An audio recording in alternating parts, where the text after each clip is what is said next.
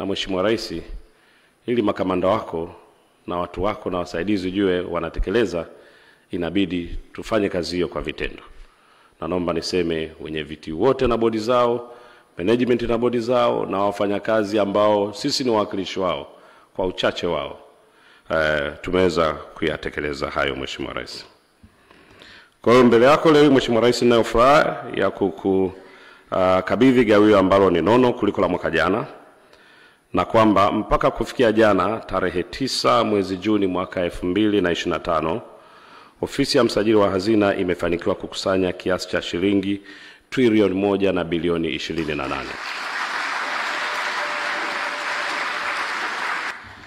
Mheshimiwa Rais, kiwango hiki ni ongezeko la 68% kama tutalinganisha ulichokuwa kipokea siku ya mwaka jana na unachokipokea leo.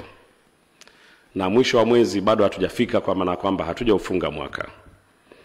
Basi hata tungesema kwamba leo tunaishia hapa na hizi siku za mbele hatutapokea chochote, bado tutakuwa tumefanya kazi nzuri zaidi kwa 34% ukilinganisha na mahesabu tuliokusanya mwaka mzima mwaka jana, ambayo yalikuwa ni bilioni 767.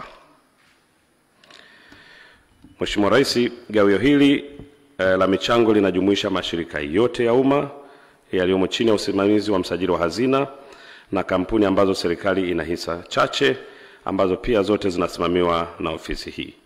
Na kimsingi makusanyo haya, Mheshimiwa Rais, bado yanaendelea. Tunatarajia kwamba hesabu itaongezeka kabla hatujavuka mwaka huu.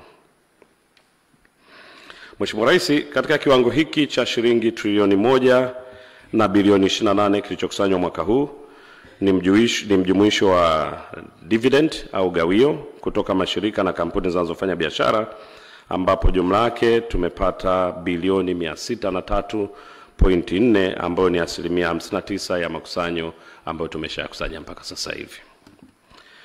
Mheshimiwa Rais, pia tuna mashirika ambayo hayafanyi biashara. Haya hutoa 15% ya mapato yao ghafi, na huko tumeweza kukusanya shilingi bilioni 363.4 ambayo ni 35% ya mapato ya makusanyo yote. Na makusanyo mengineyo kiasi cha shilingi bilioni 21, hii inaleta kama 6% ambayo yametoka katika vyanzo vingine mbalimbali. Mheshimiwa Rais, takwimu hizi ni ushahidi wa mwelekeo chanya na matokeo ya juhudi za mageuzi ya kiutendaji yanayotekelezwa kwa maelekezo yako.